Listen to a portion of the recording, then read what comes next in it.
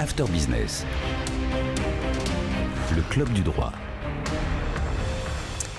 Le club du droit version hebdo spécialement axé sur les questions immobilières. Ce soir, on vous donne toutes les clés pour bien vendre son logement avec maître Sophie Sabot-Barcet. Bonsoir. Bonsoir. Vous êtes notaire à Monistrol-sur-Loire, c'est dans la Haute-Loire. Alors, il faut savoir qu'en moyenne, il faut entre 90 et 100 jours pour vendre son logement. Ça varie évidemment en fonction de la ville ou du milieu dans lequel on vit, mais pas que. D'abord, maître, comment vendre? Est-ce qu'il faut le faire seul, passer par une agence ou plusieurs? Alors en effet, il est vrai que vendre un bien immobilier, c'est un acte important. Le vendeur en effet doit s'assurer de se protéger pour pas que l'acte soit remis en cause. Et le notaire est là, puisque c'est lui qui va préparer l'acte de vente. Il est là en effet pour assurer la sécurité juridique de cet acte. Donc on va se mettre en amont, c'est-à-dire que là le vendeur, il est en tant que vendeur, il va rechercher un acquéreur. Il a décidé en effet de mettre son bien immobilier en vente. Il peut y aller seul, il a le choix. Il peut très bien décider seul de vendre son bien immobilier. Mais pour ça, il faut quand même qu'il ait une belle connaissance du marché immobilier. Mais il peut le faire. À ce moment-là, il va trouver seul son acquéreur.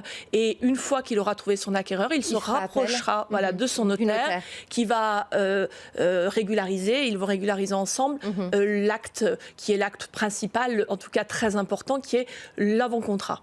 Mais il peut aussi, s'il le souhaite, se rapprocher d'un intermédiaire qui peut être un notaire ou un agent immobilier.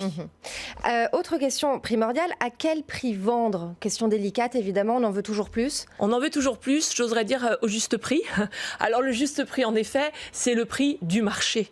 Alors comment connaître le prix du marché? Soit votre vendeur, il a eu un voisin récemment qui a vendu sa maison et donc il connaît plus ou moins le prix du marché parce que par comparaison, il sait quelle est la valeur de son bien.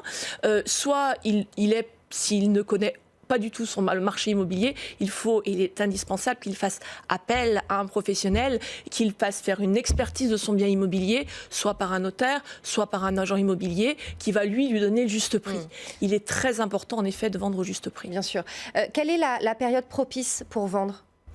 Alors, je ne sais pas si véritablement il faut parler de période propice. Il est clair qu'on a une forte activité dans nos études pendant la période estivale. Parce qu'on s'aperçoit en effet que à la rentrée, on a de nombreuses personnes qui veulent emménager dans leur logement. Donc il est vrai que mise en vente, j'oserais dire au printemps. On y est presque. Donc c'est maintenant que ça se passe. C'est maintenant que ça se passe. Donc il faut produire aussi pour vendre toutes sortes de documents, les fameux diagnostics obligatoires pour le plomb, les insectes, les risques naturels. Comment on s'organise? Qui les rédige? Alors comment on s'organise? Qui les rédige? Il faut que le vendeur, avant de mettre le bien en vente, aille voir un professionnel qui est un diagnostiqueur, qui est référencé et qui va établir le dossier de diagnostic technique, qui regroupe l'ensemble des diagnostics techniques. Vous l'avez dit, l'amiante, le plomb, l'électricité, le gaz, les thermites. Il y en a beaucoup. Voilà, il y en a beaucoup. Donc c'est vrai qu'il faut qu'il se renseigne auprès du diagnostiqueur qui va lui dire, suivant le bien qu'il vend, quels sont les diagnostics qu'il doit fournir. Ces diagnostics sont très importants. Pourquoi? Parce qu'on est dans le cadre d'une information. Ils sont purement informatifs, c'est-à-dire que s'il ne les fournit pas, c'est pour ça qu'on dit qu'ils sont obligatoires, il peut être responsable des vices cachés. Voilà. Justement, parlons des vices cachés. Faut-il faire des travaux pour camoufler les petits défauts? Oh là là, surtout pas. Surtout pas, ne pas cacher justement les défauts. On peut avoir son logement.